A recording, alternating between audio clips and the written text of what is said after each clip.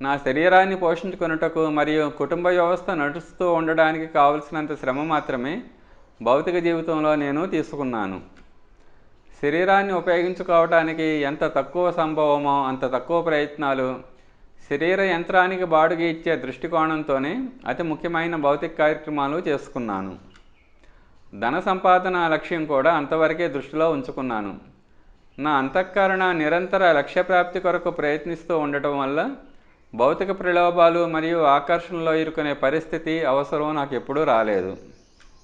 నా యొక్క మొత్తం ఆలోచన విధానం పరమాత్మ యొక్క రాజకుమారుడైన ఆత్మ ఏమి చేయాలి, ఏ దిశలో వెళ్ళాలి అనే ఆలోచనలకు మాత్రమే పరిమితమైనది.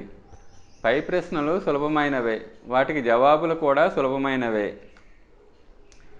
పరమాత్మ యొక్క రాజకుమారుడు కేవలము ఉత్కృష్ట జీవితమే జీవించాలి, కేవలము ఆదర్శవంతమైన కార్యపద్ధతులే అవలంబించాలి.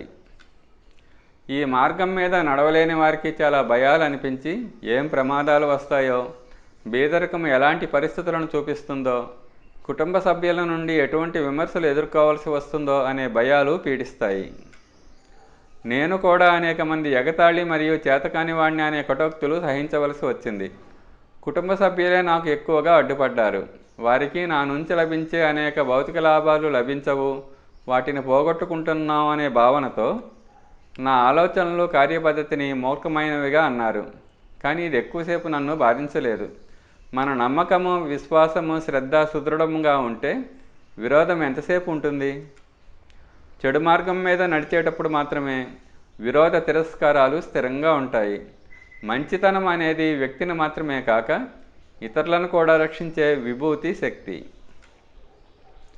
దీనికి అడ్డు తగిలే వాళ్ళు, నిందించేవాళ్ళు త్వరలోనే తమ తప్పును తెలుసుకొని అడ్డు తగలడానికి బదులు సహకరించడం మొదలు పెడతారు.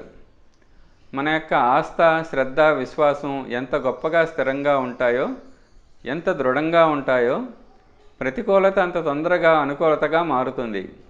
కుటుంబం నుంచి వచ్చే విరోధము ఎక్కువసేపు నేను భరించవలసి రాలేదు. వాస్తవ స్థితి అర్థం కాగానే వారి సందేహాలు దూరమైపోయాయి. ఆధ్యాత్మిక జీవితంలో నిజానికి ఎప్పుడూ హాని ఉండదు.